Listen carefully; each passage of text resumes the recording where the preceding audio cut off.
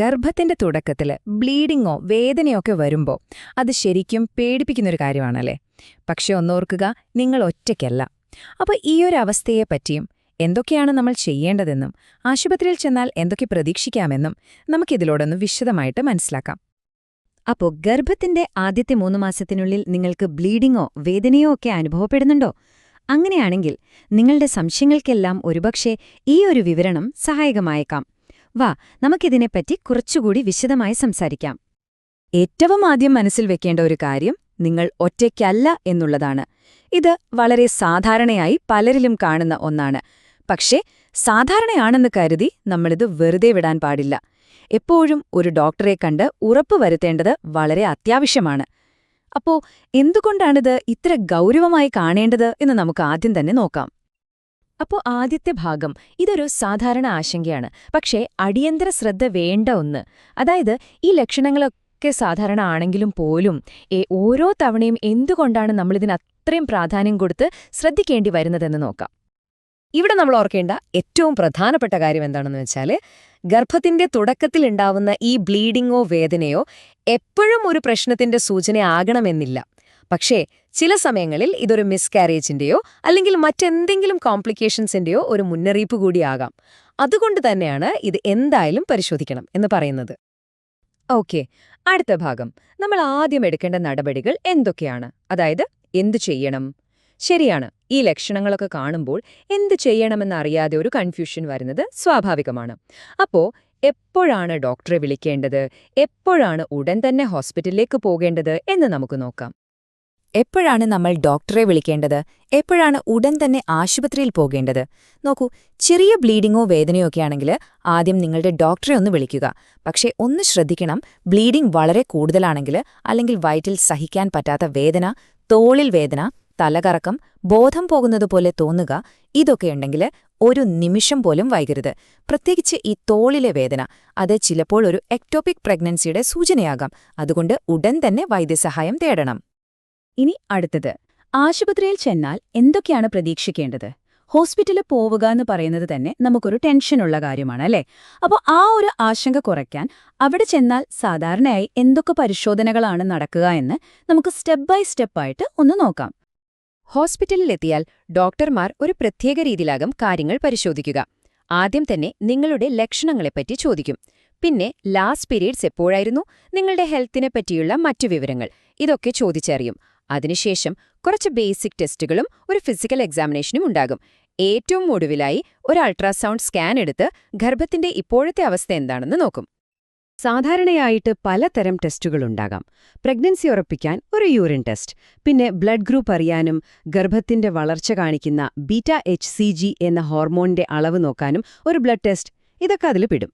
ചിലപ്പോൾ ഗർഭാശയമുഖം പരിശോധിക്കാൻ ഒരു സ്പെക്യുലം എക്സാമിനേഷൻ നടത്തേണ്ടി വരും.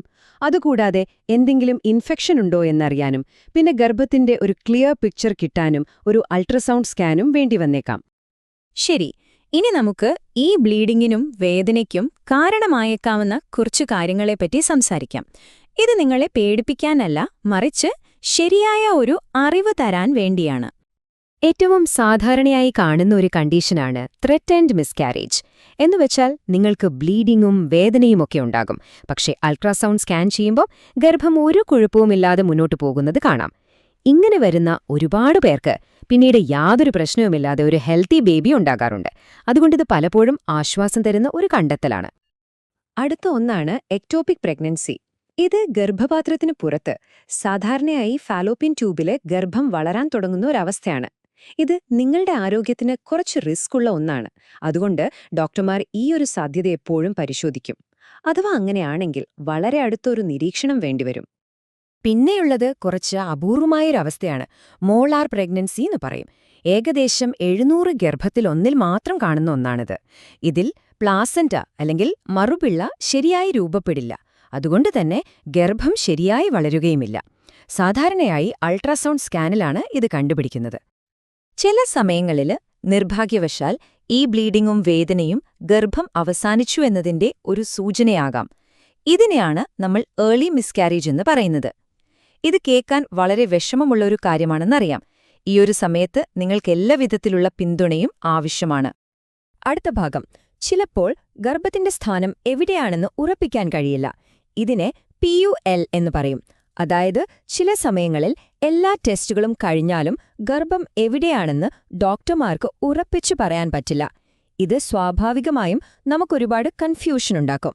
അപ്പോ ഈ PUL അല്ലെങ്കിൽ പ്രഗ്നൻസി ഓഫ് അൺനോൺ ലൊക്കേഷൻ എന്ന അവസ്ഥയെപ്പറ്റിയും ഇനി എന്ത് ചെയ്യണമെന്നതിനെ പറ്റിയും നമുക്ക് സംസാരിക്കാം.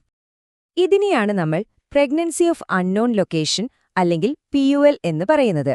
അതായത് നിങ്ങളുടെ പ്രഗ്നൻസി ടെസ്റ്റ് പോസിറ്റീവായിരിക്കും, പക്ഷേ അൾട്രാസൗണ്ട് സ്കാനിൽ നോക്കുമ്പോൾ ഗർഭം എവിടെയാണെന്ന് ക്ലിയർ ആയിട്ട് കാണാൻ പറ്റില്ല. ഓർക്കുക, ഇതൊരു താൽക്കാലികമായ കണ്ടെത്തൽ മാത്രമാണ്. അപ്പോ എന്തുകൊണ്ടാണ് ഇങ്ങനെ വരുന്നത്? ഇതിന് പ്രധാനമായിട്ടും 3 കാരണങ്ങളുണ്ടാകാം. ഒന്ന്, ചിലപ്പോൾ പ്രഗ്നൻസി വളരെ ഏർലി സ്റ്റേജിലായതുകൊണ്ട് സ്കാനിൽ കാണാൻ പറ്റാത്തതാവാം. 2, ഒരുപക്ഷേ ഒരു ഏർലി മിസ്കാരേജ് സംഭവിച്ചിരിക്കാം, പക്ഷേ ആ ഹോർമോണുകൾ നമ്മുടെ ശരീരത്തിലുള്ളതുകൊണ്ട് ടെസ്റ്റ് പോസിറ്റീവായി കാണിക്കുന്നതാവാം. പിന്നെ 3ാമത്തെ കാരണം, വളരെ ചെറിയ ഒരു എക്ടോപിക് പ്രഗ്നൻസി ഉള്ളതുകൊണ്ടും ചിലപ്പോൾ സ്കാനിൽ കാണാൻ പറ്റിയെന്ന് വരില്ല.